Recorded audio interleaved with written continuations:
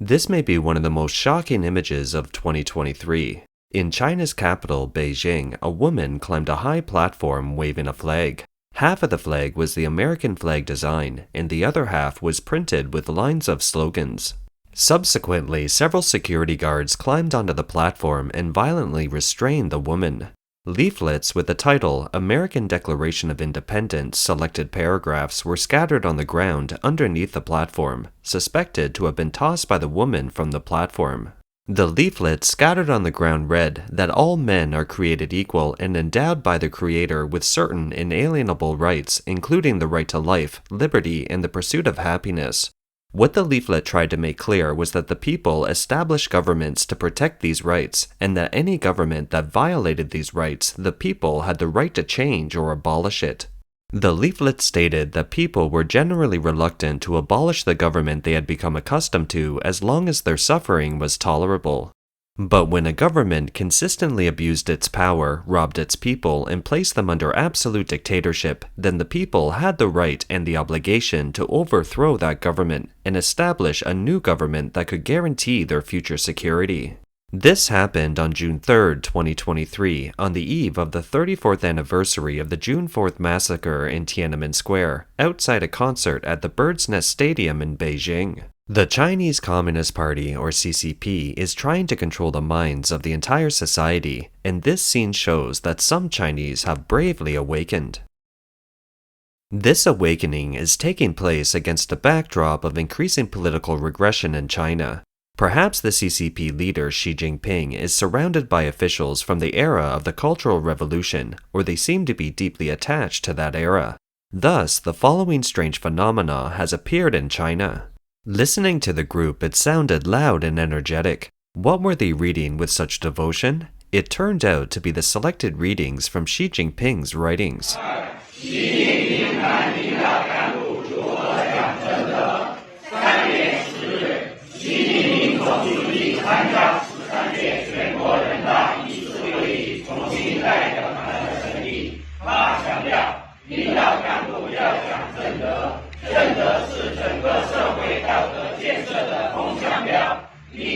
What you witness here is a scene during working hours from the police department of Guangxi Province, a province in southwest China. At the end of May 2023, Tai Shi, one of Xi Jinping's close friends and a member of the Standing Committee of the Politburo, the highest decision-making body of the CCP, made it a major political task to study selected writings of Xi Jinping, and to launch a themed education campaign to promote Xi's thoughts into the mind, heart, and soul.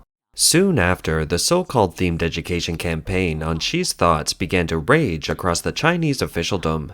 During this campaign, the police department of Guangxi Province launched a book-reading movement, requiring the party branch to read aloud the party's leader's remarks every working day, either in the morning before work or in the afternoon after work. In addition, all CCP members and police officers were asked to read the leader's writings, tell the leader's story, talk about their learning experience, and make a commitment to their work.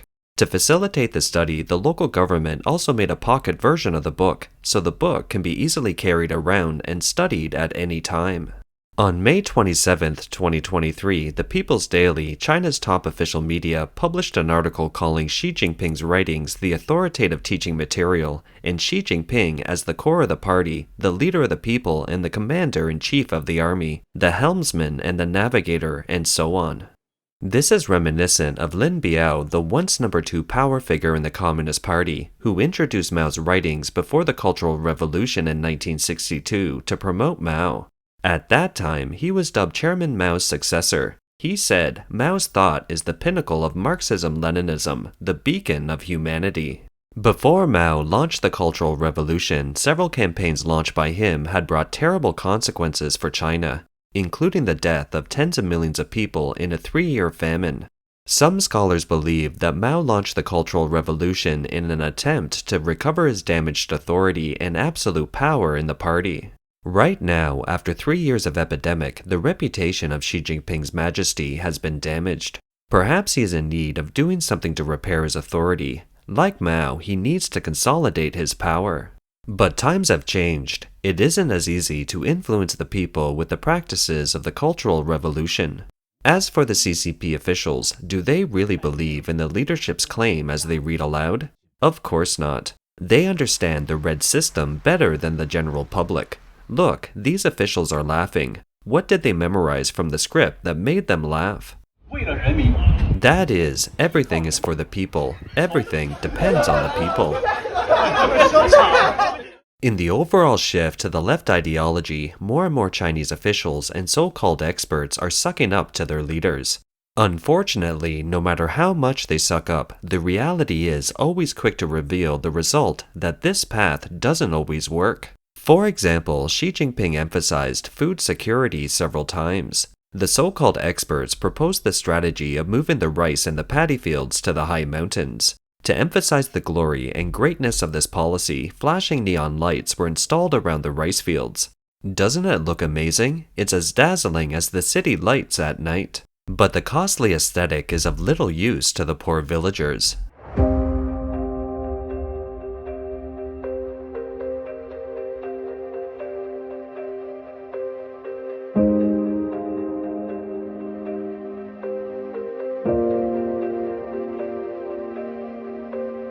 With the arrival of the rainy season, the disaster brought by this new idea was evident.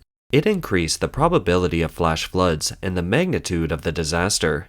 The steep terrain and rainy climate of high mountain areas has made flash floods a common natural disaster.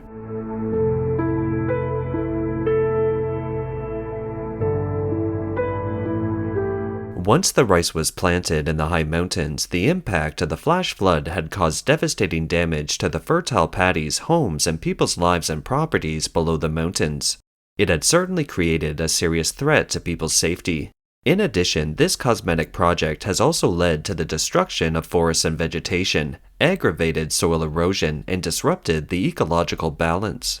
Before the harvest could be seen, flash floods have washed away the rice project in some places in Yunnan province, embarrassing the experts and the Chinese government behind the project. The barbecue restaurants, an industry that once gave officials a lot of credit, also fell out of favor after May 2023. The CCP likes to feel in control of everything, including the economy. The planned economy of the CCP has a long history, with the party managing everything in the early days of the People's Republic of China. It wasn't until 1982, when the Communist Party realized the importance of a market economy, that it slowly began to transition. However, the party has a deep-seated attachment to the planned economy. In 1997, in order to solve the country's economic crisis, the State Planning Commission discussed with the Premier to set up a Golden Week to mimic Japan's Golden Week, with the intention of planning a session of collective recreation and spending. Naturally, the CCP's Golden Week is very different from Japan's counterpart. April 29th to May 3rd of 2023 was one of the Golden Weeks, and a trip to Zhibo, a central Chinese city, for a barbecue was once heavily promoted by officials. It worked really well as the city became crowded at the time with travelers. Even the major media across the country praised this initiative enthusiastically, saying that the municipal government of Zhibo did a good job for its people and found a wonderful economic development model for them. But once the Golden Week was over, Zhibo barbecue streets are seeing this. On the first night of the college entrance exam, the barbecue restaurants were closed, and so were the barbecue restaurants on Crystal Street. Since the Zibo barbecue went viral, scenes like this are hardly seen before. The entire Crystal Street has lost its usual hustle and bustle. This is the shallow sea where Sherpa village is located. It used to be packed with crowds. Now there are hardly any people. This is the road leading to Sherpa village. It's on the left-hand side. In the past, not only was there no seating in Sherpa's village, but even this road was crowded. The rice on the mountain and the barbecue in Zhibo are two examples that show that the Chinese Communist authorities want to rebuild the economy after the epidemic. Unfortunately, this series of initiatives failed, and the government is running out of money. Although the CCP officials claim to be the servants of the people, they know too well who are the servants and who are the leak. In the context of the economic downturn, when financial difficulties are occurring everywhere, they do think of the people. That is, they think of imposing various fines as a stream of revenue. Really, everyone in Shanghai must abide by traffic laws. We can see diagonally across the street, a man is being fined 50 yuan because he doesn't wear a helmet. Let me bring it closer for you to see. This young man's 50 yuan is gone for not wearing a helmet. Then let's turn to the corner in front of the traffic lights. There is another traffic policeman about 300 meters away. I'll snap a photo from the front for everyone. Opposite the Shanghai South Station, a traffic police officer is collecting money. Now everywhere in Shanghai, traffic police are issuing fines. In addition to fines, there are charges with all sorts of names. I'm giving you 40 yuan, you give me a receipt. No market has receipts. Receipts are a must. Why is it necessary, ah? Why do you charge me money then? It's sanitation fee. It's a fine to charge for sanitation, but you have to give me a receipt. If you aren't happy with the market, you can go to another market. The other market charges 50 yuan. I don't want to go to the other markets. I am here. Do you have a receipt? It's not that I won't issue you a receipt. It's the Finance Bureau doesn't give us any receipts of this type. The government uniformly doesn't print this type of receipt for this type of fees. There is nothing. Will these public servants be worried about people's resentment? Of course they are worried. They are likely very worried that kitchen knives that aren't chained up will be used by people one way or another. More and more Chinese people are becoming more aware of the current state of society. Hear what this woman from mainland China has to say. These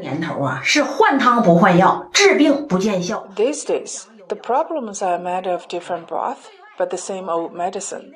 In order to be effective, the root of the sickness must be removed. To the outside world, it's to suck up and wag its tail. But to the inside, it's simply vicious. It's already made one mistake on top of another, but it has no remorse. Now it says we have a legal society ruled by law, but it's only chanting slogans daily, without no one caring about people's grievances. Officials are getting greedier, bad guys are getting bolder, but they all have protection. People don't feel safe. Do you agree? This is what the society is like now. The people are living a hard life. Under high pressure, there must be resistance. Here in Sichuan province, thousands of people took to the streets in protest.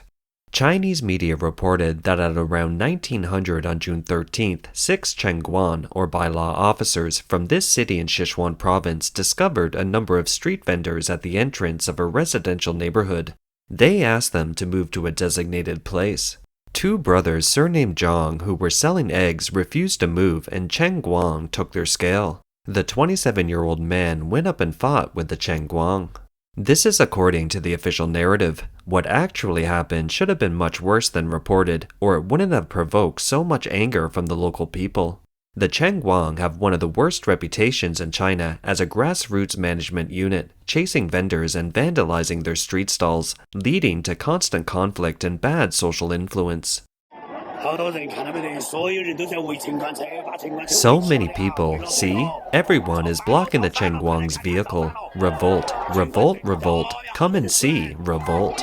A lot of people in the crowd stepped up. They all came out. They attacked the Chengguan. The Chengguan are really disgusting. They are beating them up, beating them up.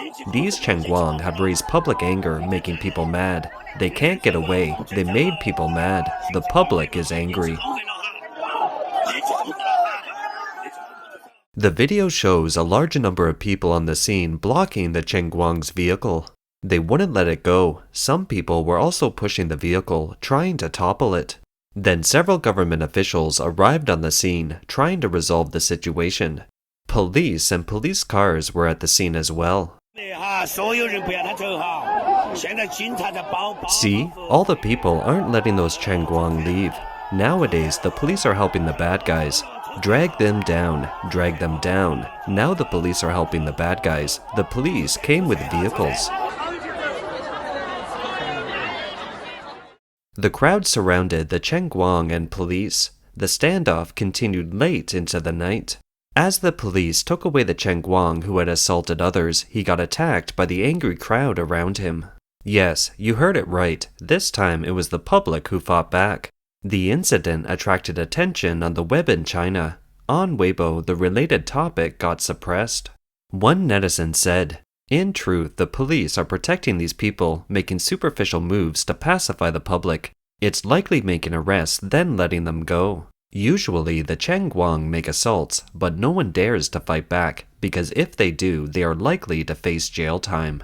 Mild-natured Chinese under survival pressure are beginning to awaken in droves. Besides, no one knows who is the next one to be forced to make a living as a street vendor or become the one being chased and assaulted by the Chengguan. Someone wrote, "Once more people are awakened, they will be afraid. It'll happen sooner or later." When it comes to the planning by the CCP regime, the typical move is still family planning. In September 1982, family planning was designated as a basic national policy and was written into the Constitution in December of the same year.